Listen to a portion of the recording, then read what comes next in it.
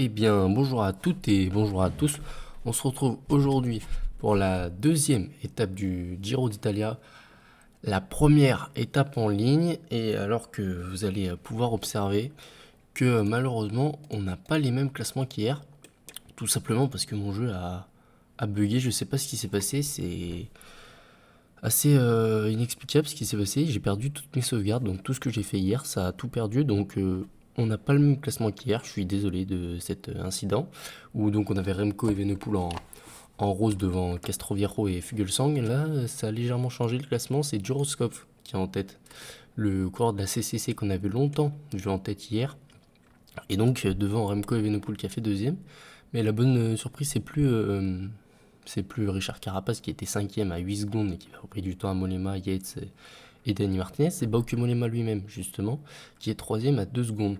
Ensuite, pour les favoris, on a Simon Yates qui est neuvième à 7 secondes, alors qu'hier il était à 10 secondes de Evenepoel. Donc bon, on a des légers changements. Donc Dani Martinez aussi qui est mieux placé, Majka qui est plutôt bien. Et donc on cherche Fuglsang et Carapace. On va aller tout simplement les chercher ici. Voilà, Fuglsang 24e à 13 secondes. Et Carapace, il est à 15 secondes. Donc voilà, du temps de perdu du coup pour Carapace et Fuglsang alors qu'ils en avaient gagné. Donc on verra comment cela affecte le classement général final, mais voilà, je suis désolé de cet incident que je ne pouvais rien faire. Alors que là, on a justement Tobias Foss et Tobias Marchinski qui tentent de sortir avec dans la route de Dani Fernandez. Ils sont trois à l'avant du peloton. Et alors que derrière, on compte pour l'équipe Androni Giocattoli avec Badgioli. Dans la roue, on n'a pas bien vu qui était là. Encore un Delco. Mais le peloton, lui, reste dans les roues. Et Canter est sorti avec Rojas. Canter et Rojas sont sortis.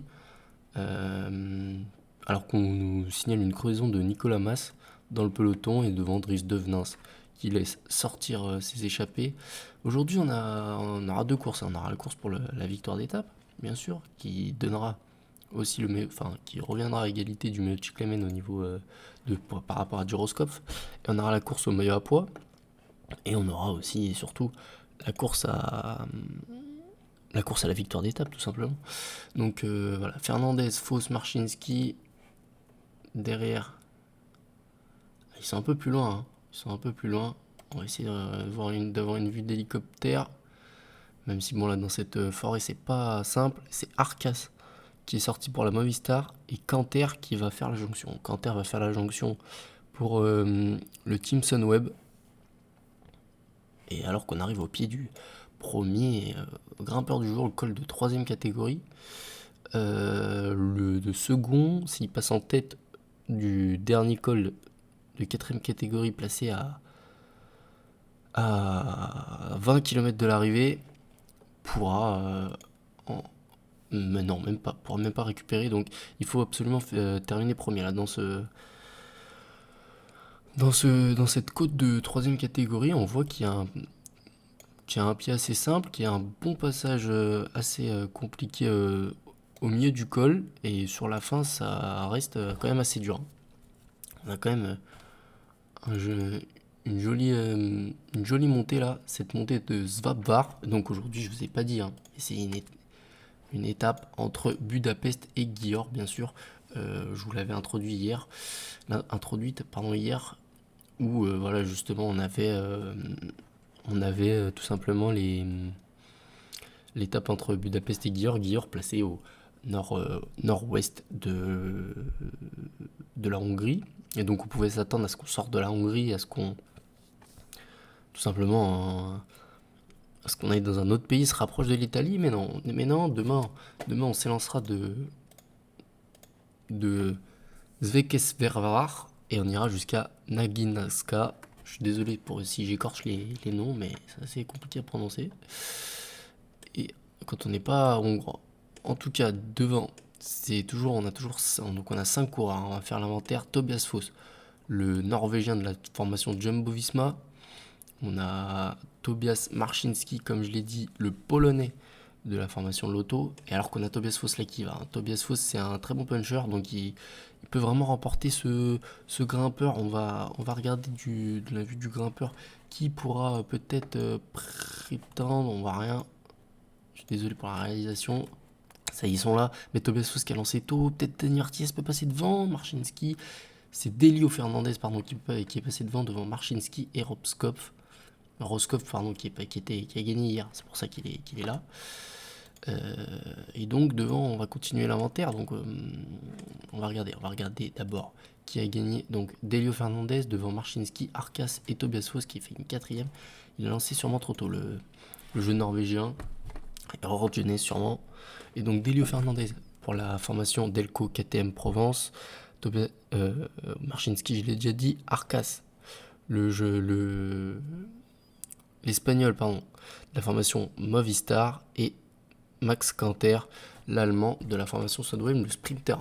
Canter, on pouvait s'attendre à ce qu'il essaye de lancer tout simplement son leader pour les sprints, qui est 6 balles. Mais 6 balles paraît pas être en mesure de rivaliser par exemple avec Sam Bennett. Donc tout simplement, c'est pour ça qu'on décide de l'envoyer dans l'échappée. Si en plus l'échappée va au bout, il a vraiment de grandes chances de remporter de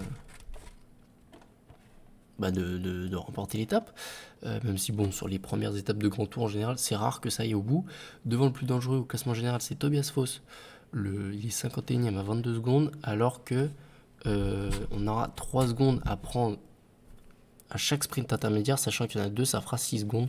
Donc il pourra revenir à une quinzaine de secondes. Tobias Foss à 16 secondes pour être précis. Et donc, il ne pourra pas reprendre le maillot rose ce soir, à moins que l'échappée aille au bout. On va arriver maintenant. Voilà, alors que c'est l'équipe Cofidis qui roule en tête de peloton avec Ineos et la Trek. Voilà, on voit les équipes de leaders qui sont là. L'équipe d'Elia Viviani, l'équipe Cofidis, la Bora pour Ackermann. Et pour la Trek, c'est pour Mollema, pour protéger Mollema, Ciccone qui est un peu long en général, il est à 31 secondes. Donc ça me paraît assez compliqué pour lui. Et donc voilà, donc on a trois étapes exclusivement hongroises. Mais plus tard, on aura 3 étapes exclusivement siciliennes quand on sera de retour sur le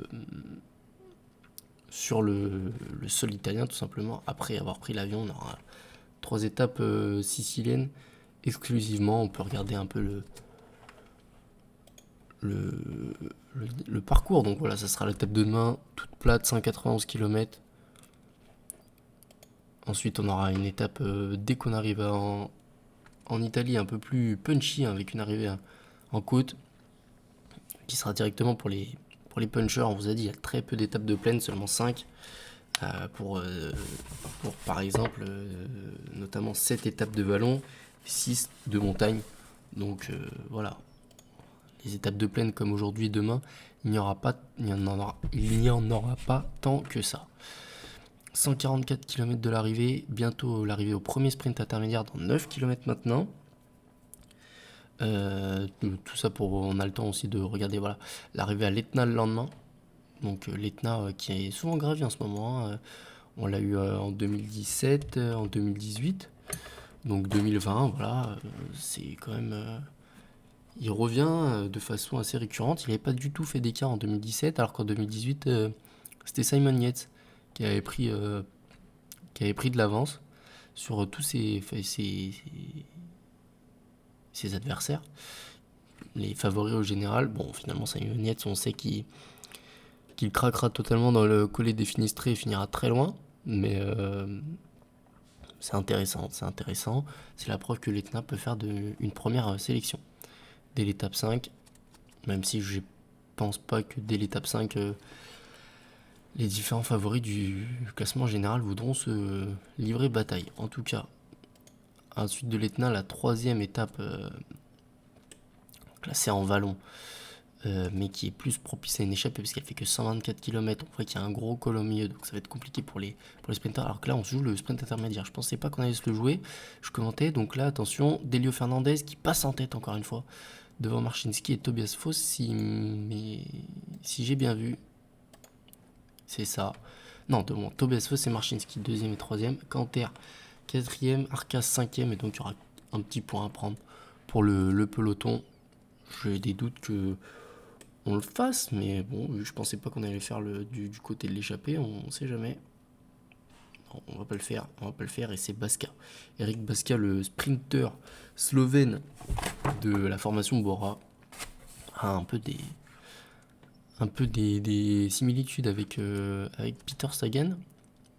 Non, Slovaque, excusez-moi, je me suis trompé. Slovaque, donc des grosses similitudes avec Peter Sagan, même équipe, même nationalité. Bon, Baska, lui qui avait été champion du monde espoir, on l'attendait un peu plus au haut niveau, mais malheureusement, il n'a pas encore confirmé. Donc toujours les mêmes équipes qui roulent, hein. La De Koninck qui est venu se mettre en tête maintenant. On l'avait vu en début d'étape. Puis après, ils avaient laissé la responsabilité à la Cofidis dans le col Svalbard. Mais maintenant, ils sont de retour. Voilà, donc 3 équipes qui roulent en tête. Cofidis, Bora et De Koninck. Hein, aucun de coureurs de ces équipes n'est présent dans l'échappée. L'échappée de 5 qui collabore bien, qui va arriver dans 30 km maintenant au prochain sprint intermédiaire. Entre temps, on aura des petites côtes, petites côtes qui seront assez insignifiantes, trop courtes. Mais le prochain sprint intermédiaire, c'est au sommet d'une côte, donc il faudra pas lancer de trop loin, comme l'a fait tout à l'heure Tobias Foss pour le grimpeur, tout simplement. Pour le grimpeur. Sprint intermédiaire placé à 94 km de l'arrivée. Donc sur une étape qui en comptait 195, on sera à peu près à un peu plus de la mi-étape. En tout cas là, c'est toujours Baska qui roule avec Touzé. Et on voit Polianski qui vient se joindre à la collaboration, mais on a perdu la De Koninck.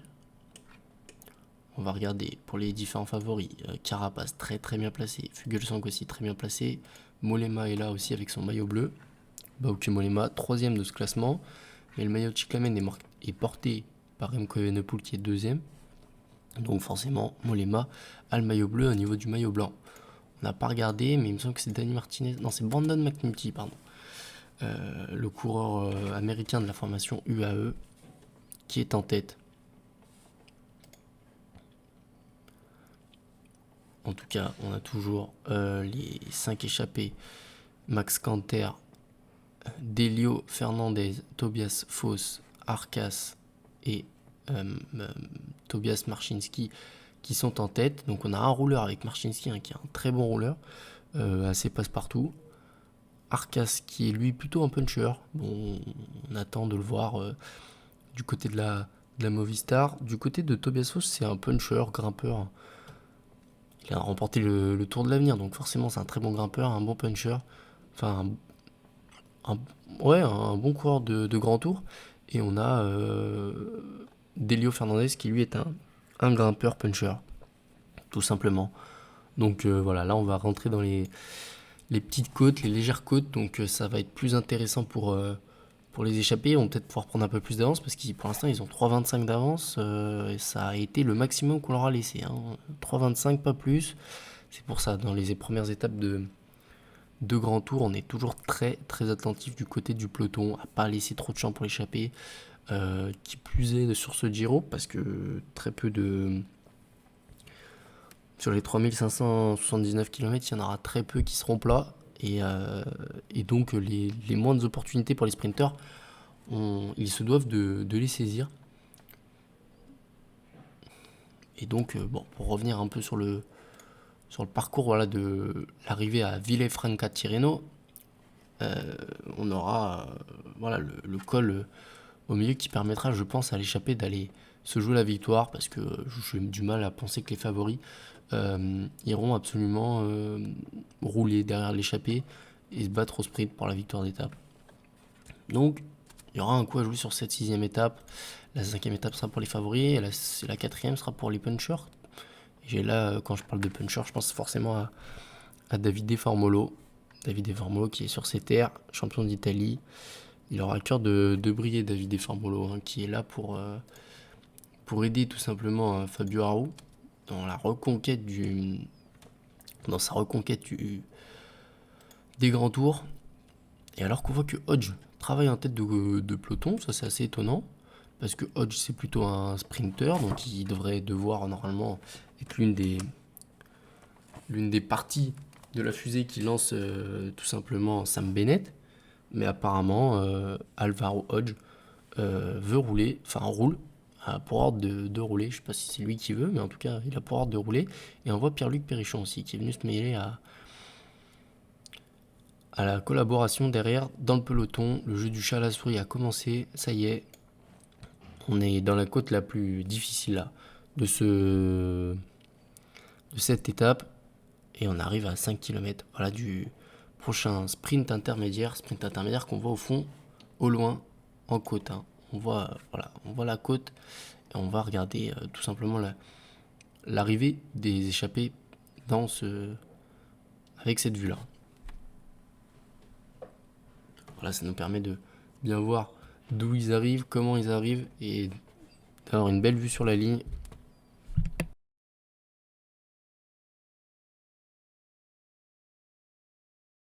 Alors qu'à l'avant, j'ai l'impression que c'est Arcas qui est pour l'instant en tête. Il tente de... Je sais pas si c'est lui qui va lancer le premier. On voit pas bien d'ici. Bon, ça a pas l'air d'être à fond du côté de l'échappée. Tobias Foss qui me paraît bien placé. Ça y est, on lance et c'est Arcas pour l'instant qui est en tête. Arcas qui va tenter de résister à ses compagnons. Marchinski qui passe. Ouais, je pense que c'est Marchinski devant Fernandez. Hein. En tout cas, après on aura le peloton. Le peloton, on va regarder aussi l'arrivée. Je pense que ça sera pas tout simplement disputé. Mais voilà, c'est toujours intéressant. Voilà, Pierre-Luc Périchon qui passe en tête du côté du peloton.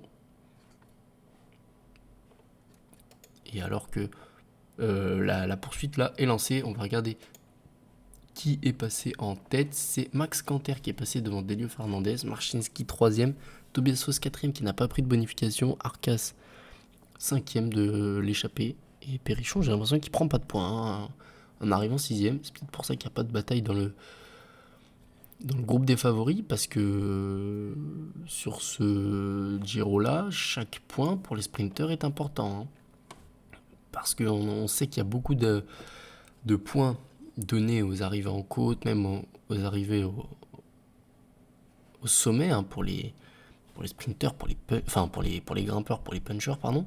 Alors qu'il y en a, voilà, aujourd'hui par exemple, on a 25 points proposés pour les sprinteurs. 25 points, c'est très peu. On en a 8 aux différents sprints intermédiaires, donc qui sont pris là en plus aujourd'hui par l'échappée. Donc c'est assez étonnant, c'est assez... voilà, le maillot de Chicane va être dur à ramener à Milan pour un vrai sprinter. Moi je miserais plutôt sur un des favoris au classement général, voire un puncher qui irait dans les échappées, pourquoi pas, qui tenterait sa chance de loin. En tout cas, ce Giro d'Italia s'annonce palpitant, hein, parce que avec en plus cette dernière semaine là dans les Dolomites et dans les Alpes, enfin les Dolomites qui sont dans les Alpes forcément, mais cette partie bien précise du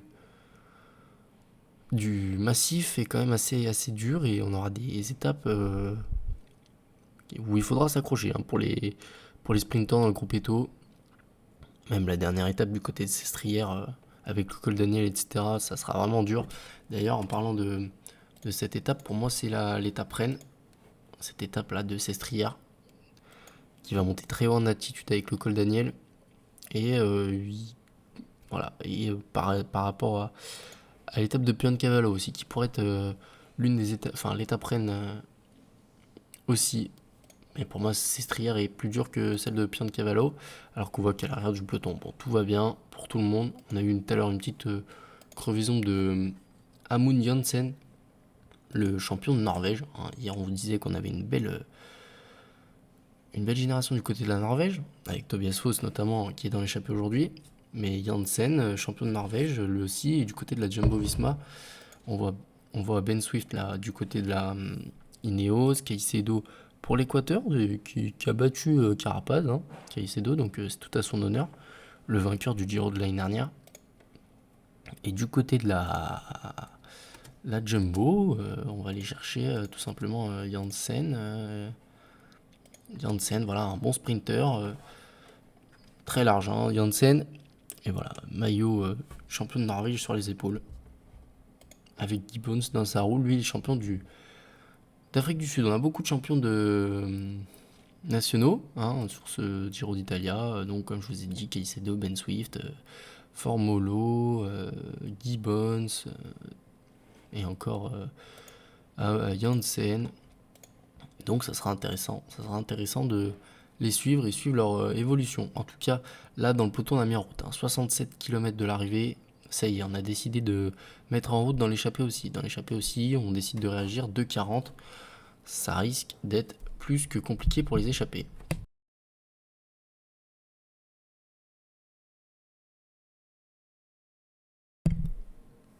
Avec Delio Fernandez qui donne son relais à Tobias Foss. Devant, de toute façon, on va collaborer à 5 jusqu'au bout. Alors que derrière, dans le peloton, on a de l'effectif. Là, ça y est, on a mis le champion d'Érythrée aussi, Nathanael Beran, justement, vu qu'on parlait des champions nationaux. Il y a 4 Cofidis. 4 Cofidis, 2 de Koenig et 1 Bora. Cesare Benedetti en tête, qui roule devant Damien Touzé, qui lui, on l'a vu depuis le début de l'étape, il doit être un peu fatigué, le sprinter français. Damien Touzé qui fait des résultats intéressants et qui progresse d'année en année. C'est une bonne nouvelle, lui qui était du côté de la Roubaix-Lille Natura Forever, si je dis pas de bêtises, il y a encore quelques années. Et donc c'est assez intéressant. C'est intéressant. Il y a Jasper Hansen, du côté de la Cofidis aussi, qui va rouler. Devant Nathanael Beran, donc comme je vous disais, le champion d'Érythrée. Davide Ballerini, le sprinter, homme d'expérience aussi, de Patrick Lefebvre et de la Deceuninck Quick-Step. Pierre-Luc Perrichon, lui qui avait fait des beaux championnats d'Europe. C'était en Écosse, il me semble que c'était du côté d'Édimbourg. Il me semble que c'était 2016, 2017, mais je suis plus sûr exactement. Il faudrait que j'aille vérifier ça pour les prochains jours. En tout cas, il roule devant Andrea Baggioli. Andrea Baggioli, le jeune grimpeur italien qu'on attend de découvrir hein, dans la montagne. Donc on verra ce qui nous donnera le Andrea Baggioli. Donc voilà, vous avez l'identité des 2, 4, 6, 7 coureurs qui roulent en tête. Donc c'est du 7 contre 5, tout en sachant qu'il y a encore des coéquipiers derrière, même si pour la Cofidis on a eu beaucoup de monde. Va falloir qu'Elia Viviani fasse quand même un beau résultat parce que tout simplement on a mis beaucoup de monde à rouler. Il y a beaucoup moins de monde du coup autour du sprinter pour lui lancer le sprint. Bon, il y a quand même Fabio Sabatini, son fidèle Gregario, mais voilà, ça va être intéressant de voir comment Anthony Perez aussi, qui lui pour moi serait plus apte à rouler que par exemple Damien Touzé ou Nathanael Beran tout simplement. Je pense que Anthony Perez pourrait revenir plus rapidement sur l'échappée et que Damien Touzé notamment pourrait faire un meilleur lanceur que Anthony Perez. On verra s'il se mêle à l'emballage final Anthony Perez, mais Damien Touzé qui roule depuis le début à mon avis, quand on va arriver dans les 3, 4, 5 derniers kilomètres, ça va être compliqué pour lui. En tout cas devant, toujours une 35 d'avance, ils font de la résistance, 40 km de l'arrivée, 20 km du haut de la dernière côte qui est courte, 1 km 1 à 5,1%, avec un maximum à près de 9%. Après on aura une légère descente qui va avantager les hommes de tête, mais ça s'annonce Ça s'annonce compliqué pour les hommes de tête. 1:30 maintenant sur l'Italien Davide Ballerini qui emmène le peloton de 171, hein, avec les 22 coureurs à... Enfin, les 22 équipes, pardon, à 8 coureurs, excusez-moi. Ça fait un peloton de 176, alors que devant on a des attaques. On nous annonce devant une attaque, et c'est l'attaque de Max Canter. Comme je vous disais, lui c'était le plus fort au sprint. C'est Marcinski qui tente d'aller chercher. Derrière Delio Fernandez, Tobias Foss et Arcas. On dit que l'union fait la force, et bah dans l'échappée, on n'est pas de cet avis-là, hein. On s'attaque de partout alors qu'on a un contre. Dans le peloton, c'est Fiorelli qui est sorti. L'italien de la Bardiani d'ailleurs qui n'a pas pris l'échappée du jour. Assez étonnant. Bardiani avec un nouveau maillot mauve. On n'aime pas, c'est chacun ses goûts. En tout cas, ça a eu pour effet de faire revenir le peloton sur les échappées, même si l'attaque des échappées a permis justement à cette échappée de garder une 20, une 30 d'avance. En tout cas une 25 pour l'instant, mais on s'est attaqué, on a perdu beaucoup de force.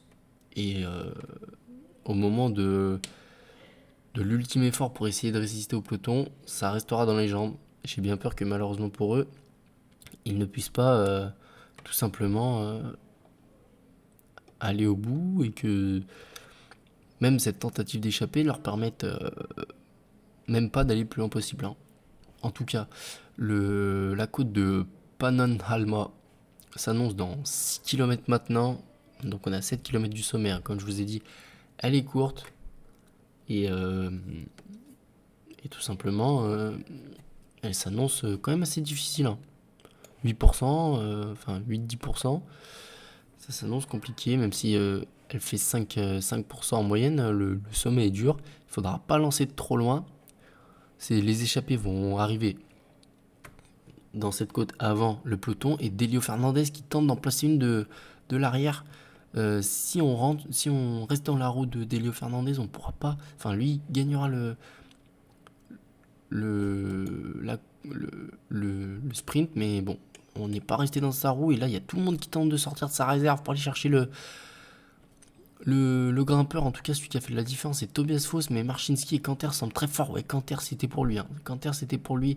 Il y a un léger mur à la fin, mais il était quand même assez plat. Et du coup, Max Canter qui va passer en tête devant Marcinski et Tobias Foss qui vont prendre des points. Encore une fois, Tobias Foss qui est parti de loin, mais qui n'a tout simplement pas tenu le rythme. Et c'est Delio Fernandez qui aura le maillot le maillot bleu, pardon, ce soir. Comme on a dit, c'était celui qui passait en tête, alors qu'on a des débuts de cassure, hein, après cette côte là. Début de cassure où on voit notamment Giulio Ciccone qui est pris dedans, Jasper Stuyven, Marc Sarro aussi, qu'on attend beaucoup. Marc Sarro aujourd'hui là pour le sprint, enfin pour lancer le sprint à tout simplement Arnaud Démarre. Donc là on voit aussi Alvorsen, on a vu Molano, hein, qui était dans le groupe, et alors que bon, il n'y a pas de vent, c'est la côte là qui a fait la bascule. On arrive à 13 km de l'arrivée. Maintenant, attention, ça va être pour toujours les échappés qui ont une trentaine de secondes d'avance. Ça suffira pas, ils iront sûrement jusqu'au panneau des 10 km, mais pas bien plus loin, parce que Cesare Benedetti et Lucas Postelberger emmènent Pascal Ackermann maintenant. Philipsen est bien dans la roue de l'Allemand, et on voit pas Viviani, on sait qu'il aime bien arriver au dernier moment sur le sprint, pas forcément être emmené comme l'est actuellement Pascal Ackermann. Mais Postelberger, c'est le dernier équipier là de Pascal Ackermann. Du coup, ouais, c'est Remco Evenepoel du coup qui va s'en occuper, et qui met totalement, j'ai l'impression, ses espoirs de classement général aux oubliettes, hein, parce que là, vu comme il travaille pour Sam Bennett, les échappés sont repris derrière, enfin, il met totalement ses espoirs de classement général aux oubliettes, mais il creuse quand même le trou sur certains concurrents comme Ciccone, comme Tao Geoghegan pour le maillot blanc notamment, et Edward Dunbar aussi.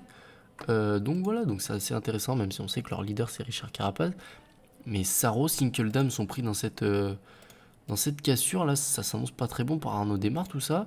Et surtout que on les a pas vus travailler en tête de la journée. En tout cas, Lucas Postelberger qui lance le sprint On va suivre Elia Viviani qui est bien lancé sur la droite de la route avec Sabatini.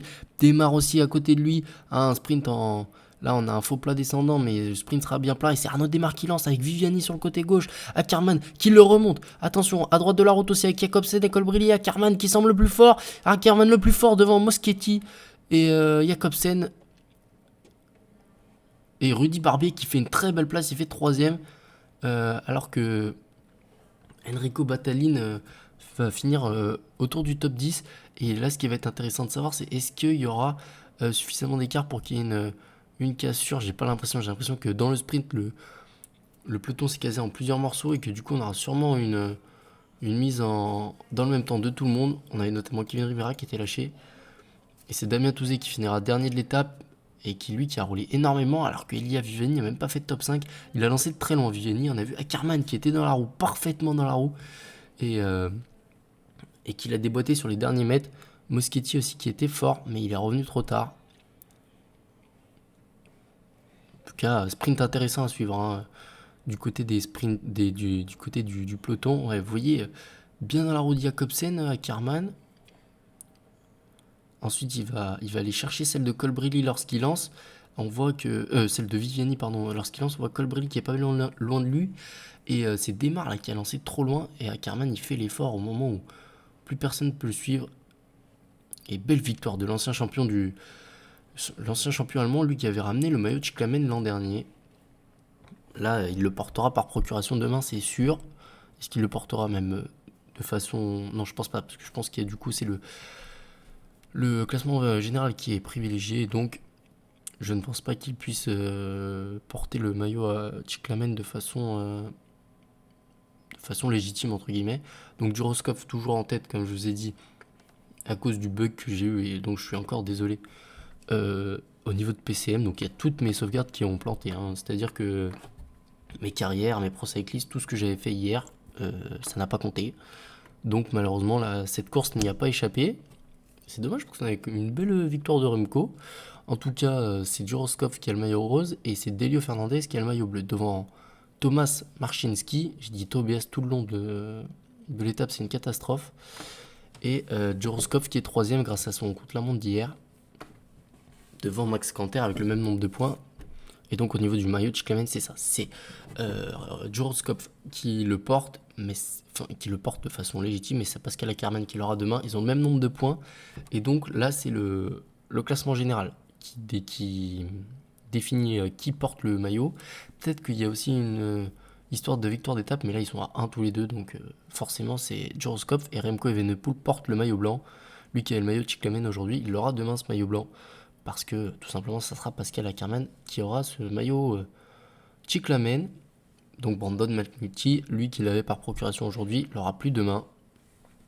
Et au niveau de la meilleure équipe, c'est la CCC qui est devant le Team Ineos avec un petit bug là au niveau des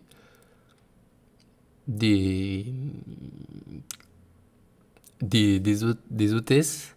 Hein, un coureur très content et des panneaux qui volent, c'est qu'il y a bouquet de fleurs, on n'a jamais vu ça. Hein. Je pense que c'est une preuve de paranormal. Faut faire attention. Et donc, qui pouvait battre Ackermann? Bah, j'ai bien peur que personne. Hein. On voit bien sur cette photo qu'il met plus d'un vélo à tout le monde. En tout cas, Ackermann devant Moschetti, Rudy Barbier qui fait un très beau sprint. Et Jasper Philipsen, dont on vous parlait hier aussi, qui a fait un beau sprint. Hein. Il est remonté sur la fin, mais malheureusement, Ackermann était trop fort. Il a pris toute l'attention. Jacobsen 5ème, Colbrelli 6ème. Après beau tir groupé là, des Italiens avec 3 Italiens 6, 7 et 8ème place avec Colbrelli, Nizzolo, Viviani. Démarre 9ème et Dillier 10ème. Donc au niveau du classement général, pas de changement. Attendez, on va voir s'il y a eu des écarts. Ah, il y a eu un écart. Hein. Il y a eu un écart 2 minutes 05 de perdu par Giulio Ciccone. C'est important. Kevin Rivera aussi. Sébastien Molano. Bon. Edouard Dunbar. Tao Geoghegan. Ok, c'est intéressant de savoir ça. Louis Mentis aussi qui perd du temps. Alexandre Geniez, on voit Esteban Chavez. Ok, donc c'est intéressant de voir que tous ces coureurs-là ont perdu 2 minutes. Et donc Ciccone, il sera coéquipé pour Bauke Mollema. Ou alors maillot bleu, ou alors il essaiera d'aller chercher un maillot bleu comme l'an dernier. Ou bien il est vraiment plus fort que son coéquipier Bauke Mollema et il tentera d'aller le battre en des différentes arrivées faites pour les grimpeurs. En tout cas, ouais, mais le problème de Ciccone, c'est il est trop lent au contre-la-montre. Et donc, dans le contre-la-montre de 33 km, lors de la 14e étape, et même sur la dernière étape, le dernier contre-la-montre de 15 km, il perdra du temps. Donc voilà. Donc des légers changements au classement général. Bon, pas dans les 10 premiers, pas non plus... voilà, il n'y a pas un grand favori tel que, par exemple, Richard Carapaz qui a perdu du temps, ou Simon Yates, hein. On a vu ensuite les différents classements, donc on se retrouve demain pour la prochaine étape. À demain.